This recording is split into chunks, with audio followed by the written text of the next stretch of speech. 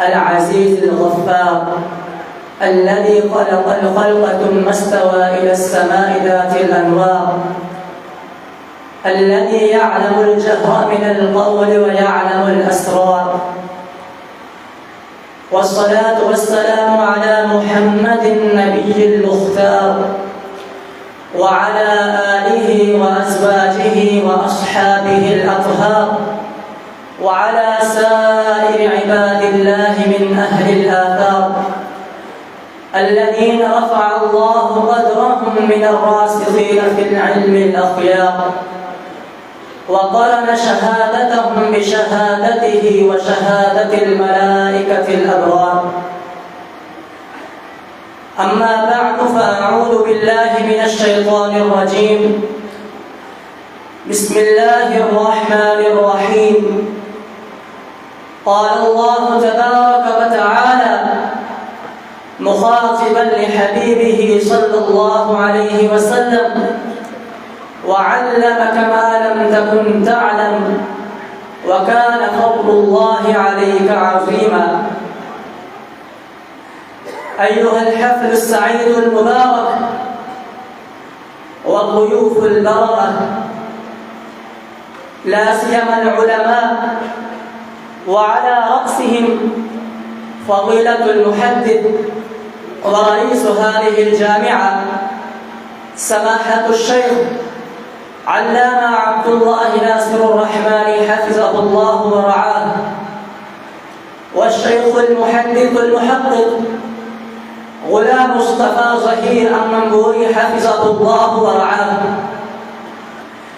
أحييكم بتحية أهل الإسلام، وهي السلام عليكم ورحمة الله وبركاته. إنه مما يسرني ويزيدني فرحا بأنني وقفت بين وجوهكم المشرفة لإلقاء المحاضرة في هذا البرنامج. أيها المستمعون، لا شك أن العلم فضله أعظم من أن يشهر وأوضح من أن يظهر، فهو أشرف مرغوب ما رغب فيه الراغب، وأفضل ما طلب وجد فيه الطالب، وأنفع ما كسبه واقتناه الكاسب. تسابق الفضلاء لطلبه وتنافس الأذكياء لتحصيله، من اتصف به فاق غيره، ومن اتسم به بان نبله. رفع الله أهله درجات ونقل المساواة بينهم وبين غيرهم كرات ومرات.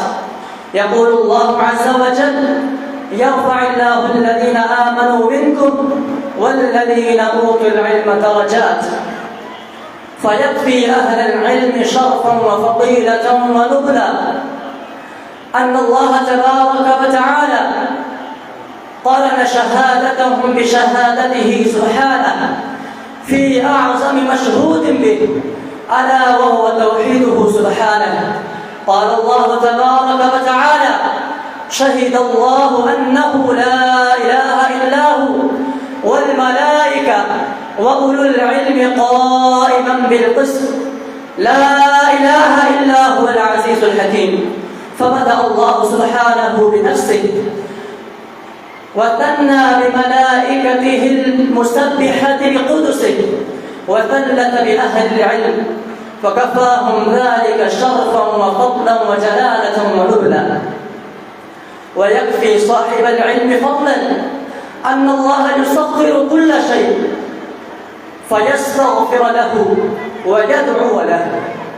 فعن أنس بن مالك رضي الله تعالى عنه أن رسول الله صلى الله عليه وسلم قال: صاحب العلم يستغفر له كل شيء حتى الحوت في البحر. أخرجه السوتي في الجامع وصححه الألباني رحمهما الله. ويكفي أهل العلم فضلا أن الله تبارك وتعالى حصر الذين يخشونه في أهل العلم، إذ قال الله تبارك وتعالى: إنما يخشى الله من عباده العلماء، ومن سلك طريق العلم فقد أراد الله به خيرا، ومن ترك العلم فقد اشترى خسرا.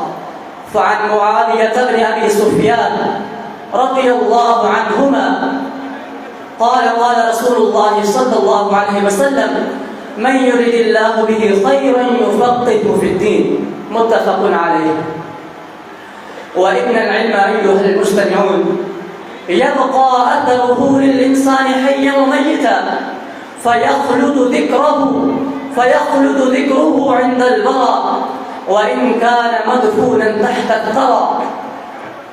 فعن أبي هريرة رضي الله تعالى عنه قال: قال رسول الله صلى الله عليه وسلم: إذا مات ابن آدم انقطع عنه عمله إلا من ثلاث: صدقة جارية، أو علم ينتفع به، أو ولد صالح يدعو له. رواه مسلم. أيها المسلمون، وإن فقد العالم ليس فقدا لشخصه، ولكنه فقد لجزء من ميراث النبوة، إنه فقد لجزء كبير بحسب ما قام به العالم من الجهد والتحقيق. وهكذا يختلس العلم ويقبض بقبض حملته الذين هم العلماء.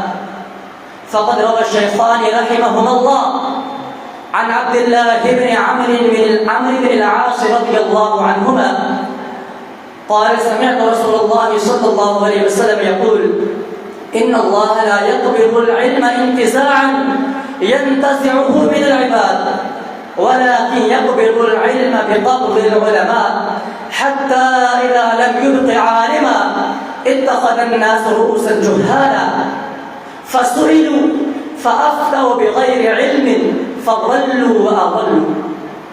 يا إخواني الأفاضل، يجب علينا أن نشتغل بالعلم قبل أن يرفع، لننظر إلى سلفنا كم من تعب وصعب تحملوا لنيل هذا الشرف. هذا جابر بن عبد الله الأنصاري رضي الله عنهما رحل من المدينة إلى الشام إلى عبد الله بن عنيس الأنصاري مسيرة شهر ليسمع منه حديث النبي صلى الله عليه وسلم. ما سمعه منه جابر قال النبي صلى الله عليه وسلم: يحشر الناس يوم القيامة حفاة عراة غرلا. وهذا أبو أيوب الأنصاري رضي الله عنه رحل إلى عقبة بن عامر في حديث واحد، حديث السطر على المسلم. ورحل رجل من المدينة النبوية إلى أبي الدرداء في دمشق ليسمع منه حديثا واحدا.